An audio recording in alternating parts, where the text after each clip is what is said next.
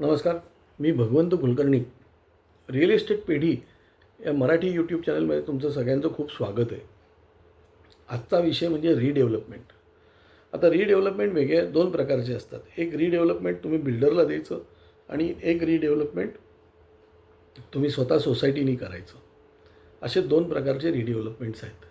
तर आज आपण जो विषय घेणार आहोत की रिडेव्हलपमेंट बिल्डरकडनं रिडेव्हलपमेंट करून घेण्यासाठी. बिल्डरकडनं रिडेव्हलपमेंट करून घेण्यासाठी आधी आपल्याला काय काय करायला पाहिजे, तर ह्याच्यामध्ये तुमची जी प्रॉपर्टीचे पेपर्स आहेत हे सगळे क्लिअर असले पाहिजेत. काय तुमच्या त्या बिल्डिंगमध्ये कोणाचं त्या घरावर लोन नसलं पाहिजे.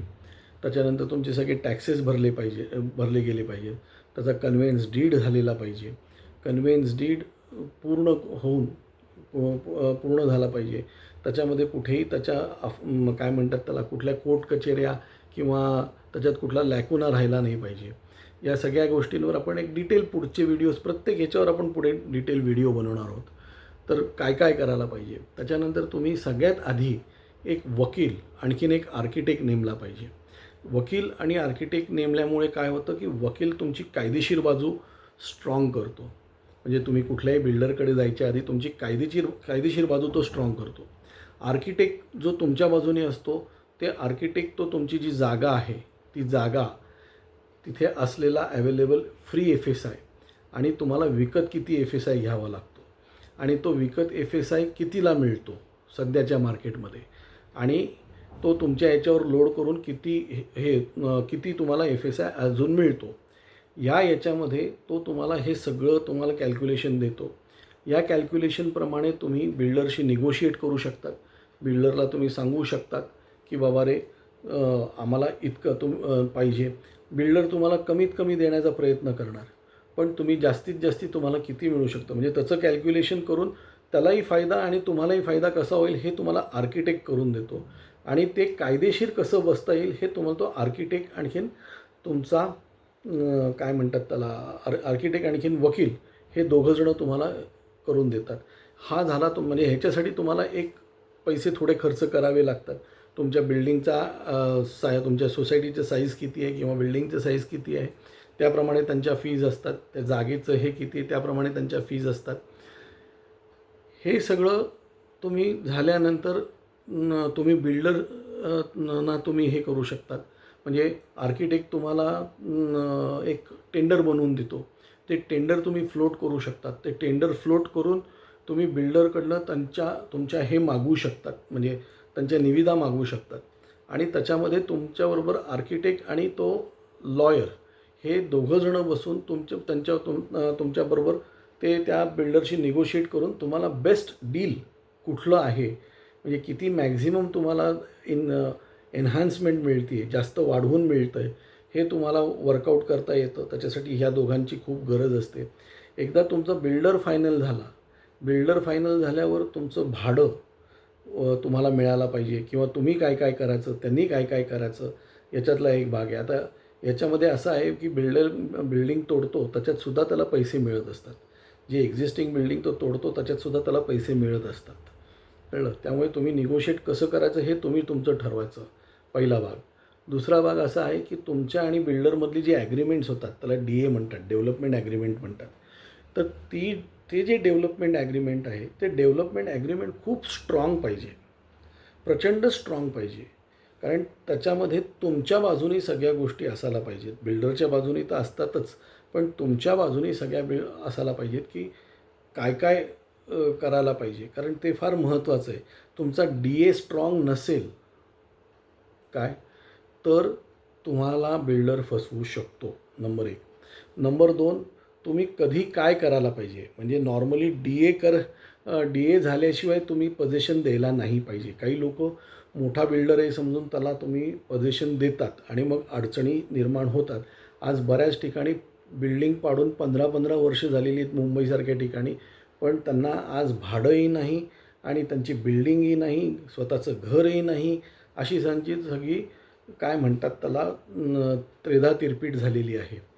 आणि आता करायचं काय, नवीन बिल्डर घ्यायचा म्हटलं तर जुना बिल्डर तर जे DA त्यांनी बनवलेला आहे तो त्याच्या बाजूने इतका स्ट्रॉंग आहे की तो कायद्याच्या ह्याच्यामध्ये तुम्हाला कुठे बसत नाही आणि त्याला त्याचे पैसे मिळाल्याशिवाय तो ते DA कॅन्सलेशनला तयार होत नाही आणि त्याचे पैसे असे असतात की नवीन फ्लॅट घेणं काय नाही, हे असं सगळं तो त्रास देण्याचा तो प्रकार आहे.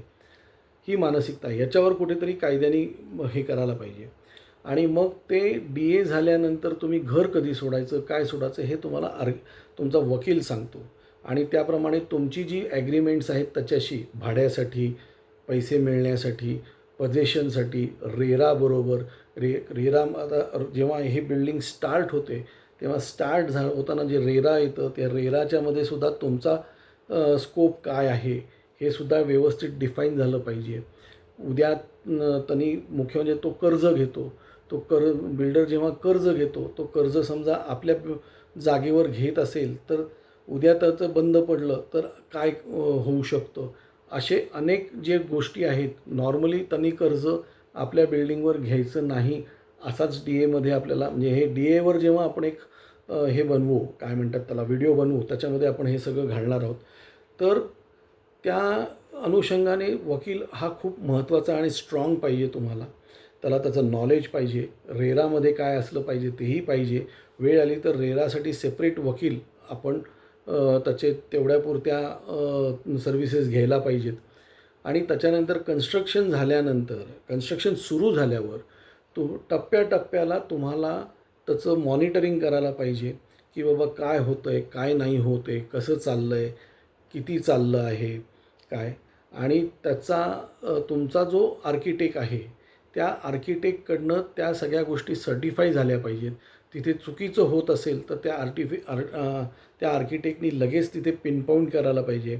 आता रेरामुळे सेलेबल हा विषय गेलेला आहे. जे काही तुमचं ॲग्रीमेंट होतं त्या ॲग्रीमेंटमध्ये जी जागा लिहिलेली आहे तेवढी जागा तुम्हाला मिळायला पाहिजे काय.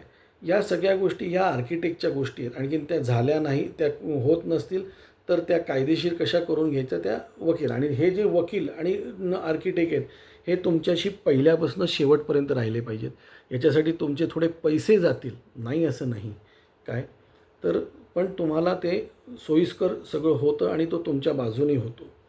तर हे म्हणजे हा एक ढोबळ मी तुम्हाला हे दिला. त्याच्यानंतर पोझेशन डिले झालं, तो बिल्डरला काही अडचण झाली तर काय करायचं, ह्या सगळ्या गोष्टी DAमध्ये इन्कॉर्पोरेट झाल्या पाहिजेत आणि त्याप्रमाणे तुम्ही पुढे जायला पाहिजे. तर हे कसं जायचं, काय जायचं, याच्यामध्ये एक बँक गॅरंटी हाही एक विषय असतो. तर तो बँक गॅरंटीचा विषय कसा घ्यायचा, काय घ्यायचा हे आपण आपल्या पुढच्या सगळ्या सबसिक्वेंट व्हिडिओजमध्ये आपण त्याच्याबद्दल आपण सांगणार आहोत. काय आपण चांगल्या वकिलाचं मार्गदर्शन घेणार आहोत या बाबतीमध्ये आणि त्याच्याप्रमाणे आपण पुढे व्हिडिओज बनवणार आहोत. आणि ह्या संदर्भात तुम्हाला कोणालाही रिडेव्हलपमेंटसाठी काही माहिती पाहिजे असेल किंवा मदत पाहिजे असेल, आम्ही प्रोफेशनली आमच्याकडे आर्किटेक्ट आणखीन वकील दोन्ही आहेत. आम्ही म्हणजे हा आमचा एक दुसरा व्यवसाय पण आहे काय.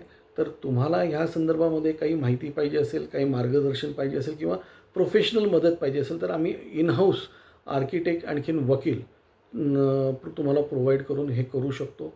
तर तुम्ही जेव्हा रिडेव्हलपमेंट करणार असाल, तुमच्या सोसायटीचं रिडेव्हलपमेंट होत असेल तर ह्या सगळ्याचा अभ्यास करून तुम्ही करा.